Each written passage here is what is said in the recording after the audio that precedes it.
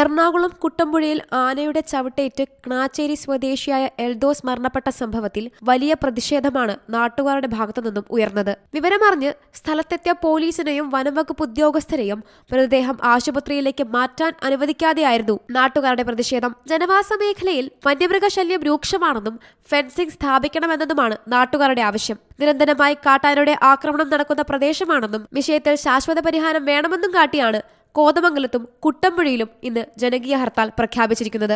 സംഭവം അങ്ങേയറ്റം ദൗർഭാഗ്യകരവും ഖേദകരവുമെന്ന് പ്രതികരിച്ച വനംമന്ത്രി AK ശശീന്ദ്രൻ വിഷയത്തിൽ CCF-നോട് റിപ്പോർട്ട് തേടിയതായി വ്യക്തമാക്കി. തിങ്കളാഴ്ച വൈകിട്ടാണ് ക്ണാച്ചേരി സ്വദേശിയായ എൽദോസിനെ ആനയുടെ ചവിട്ടേറ്റ് റോഡരികിൽ മരിച്ച നിലയിൽ കണ്ടെത്തിയത്. ജോലി കഴിഞ്ഞ് വീട്ടിലേക്ക് മടങ്ങുമ്പോഴായിരുന്നു ആക്രമണം. എൽദോസിനൊപ്പം ഉണ്ടായിരുന്നവർ ഓടി രക്ഷപ്പെട്ടു. ഇതിനുശേഷം ഇതുവഴി വന്നവരാണ് റോഡരികിൽ കാട്ടാനയുടെ ആക്രമണത്തിൽ ചിതറിപ്പോയ മൃതദേഹം കണ്ടെത്തിയത്. വഴിവിളക്കുകളില്ലാത്ത സ്ഥലത്താണ് കാട്ടാനയുടെ ആക്രമണം ഉണ്ടായത്. സംഭവത്തിന് പിന്നാലെ കളക്ടർ നൽകിയ ഉറപ്പുകൾ പാലിക്കപ്പെടുമോ എന്ന ആശങ്കയും നാട്ടുകാർ പ്രകടിപ്പിക്കുന്നുണ്ട്. അതേസമയം എൽദോസ് മരിച്ചത് ആനയുടെ ആക്രമണത്തിൽ ശരീരത്തിലേറ്റ ഗുരുതര പരിക്കുകൾ കാരണമെന്ന് പോസ്റ്റ്മോർട്ടത്തിൽ കണ്ടെത്തിയിട്ടുണ്ട്. Zee Malayalam news, Kochi.